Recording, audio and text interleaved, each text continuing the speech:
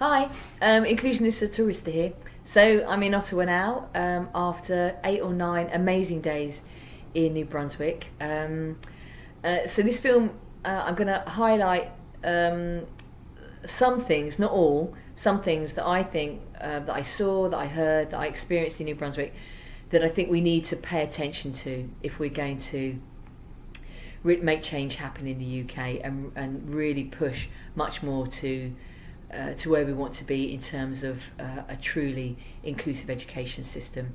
Before I do that, I just want to say an enormous thank you to everybody in New Brunswick who made my trip there the best that it could be. Actually, it really was. I mean, I just every day just reaffirmed for me that it is actually possible to deliver an inclusive education system that welcomes all learners, all pupils and students, whatever their difference, whatever their background, whatever their community. It is possible, and New Brunswick is delivering it. It's not perfect. Everybody told me that. Everybody told me that there's more to do, but not one person told me that it was the wrong thing to do in New Brunswick, and I think that's the message that I left New Brunswick with. So thanks to Gordon Porter, thanks to Sarah and everyone at New Brunswick Association for Community Living. Thank you to the new Maryland Elementary School, to Fredericton High School, to Devon Middle School, to the preschool at the University of New Brunswick, and then Park Street Elementary School. You are doing the most spectacular job. That's the truth of it. I know it doesn't feel like that a lot of the time, and a lot of you talk to me about the challenges in terms of not enough resources and not enough funding. But for someone who is new to New Brunswick, is new to Canada, you are doing an amazing job within the resources that you have, and the young people that you are churning out of your schools are benefiting so much from the experience that they have in what are essentially inclusive schools. So what do we need to know in the UK? Well, I think what we need to know is that inclusive education and inclusion is just a normal, everyday thing. And we need to talk about that. We don't need to talk about it as something that's extraordinary, that needs to happen over here. That it's a normal, everyday occurrence, because it is. You know, disabled children should be going to school alongside their siblings, alongside their non-disabled peers in regular schools in their community. So that's the first thing. Second thing is the importance of leadership within schools, and the importance of support for that leadership. So in every school I met amazing head teachers, and they're amazing really because they believe in inclusive education. They have an amazing support system around them, both within the school and through external agencies. The resource teachers that I met and the educational assistants that I met in all of the schools that I visited are doing a fantastic job because they believe in inclusion.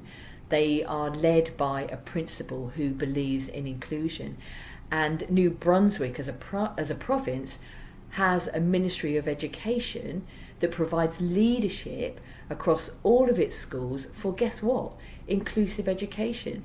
So when I get back to the UK, I'm going to have that conversation with the Department for Education about why it is they continue to undermine inclusive education practice in the UK. Because without that sense of leadership at every level within the education system, it just isn't possible. So leadership is crucial. I think, and here's a controversial one, the big decision that they took in New Brunswick was about ending segregation. If they were going to deliver an inclusive education system in New Brunswick, they recognised they needed to stop creating the opportunities to segregate children.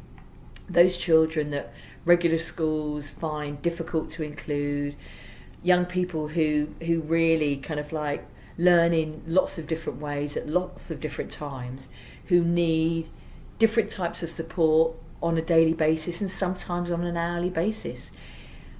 If you have a segregated system, those kind of children are really easy to push to the margins.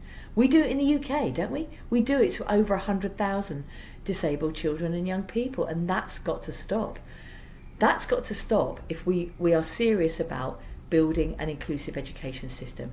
And so that's another conversation I'm going to have with the department. If we believe as a country in human rights, if we believe as a country in the UN Convention on the Rights of Persons with Disabilities, then we need to be brave. We need to take brave decisions about ending the segregation of disabled children and young people. That's the fact of it. They did it in New Brunswick, and we need to do that in the UK. I think I'm going to say something about the support for teachers. What I noticed in New Brunswick, I've said before, is the shared vision for inclusion, but also that it's a shared endeavour. So what I noticed is that teachers collaborate with each other. Teachers and support staff and the ministry and parents and students all work together to make inclusive education possible and to make it a reality for all students. And I think that's what the UK needs to recognise. We need to get away from competition between schools, competition between communities, and build a sense of this is what we're doing together, and together we're going to make it happen. So ending competitive practices, ending school league tables. People in New Brunswick find the sense that you set schools up against each other as an extraordinary a thing. They don't understand why we do it, and guess what? Neither do I. And I know all of us within the inclusive education movement don't understand that either. So we need to be talking about ending the competition between schools, getting rid of school league tables, setting students up against each other, setting schools up against each other, and setting teachers up against each other doesn't work if we're going to deliver inclusive education, an inclusive education system, or indeed inclusive communities. It doesn't work. The other thing I want to talk about briefly is some of the really great initiatives I saw within schools about building relationships between students, building friendships between students. This is for you, Yewande. Yewande is a volunteer at ALLFIE, and she's been asking me via Facebook about what's happening for students in terms of building friendships. I saw some great initiatives, the best Buddies initiative at Fredericton High, but also they really support students at each level of education to take leadership roles to ensure that children aren't feeling, that their peers aren't feeling isolated, whether that's in the classroom or in the playground. There is a real value placed on students working together, both within the classroom, but also on projects inside and outside the school. And I know at ALLFIE we've raised this as an issue at the Department for Education time and time again, and there is a sense that friendships and relationships just aren't important. The absolute sole purpose for children and young people to be in schools is to learn, and to learn in a way that the system wants you to learn. But that doesn't happen if children feel lonely, if children feel isolated or marginalised. And I think that's something that we need to talk more about in the UK.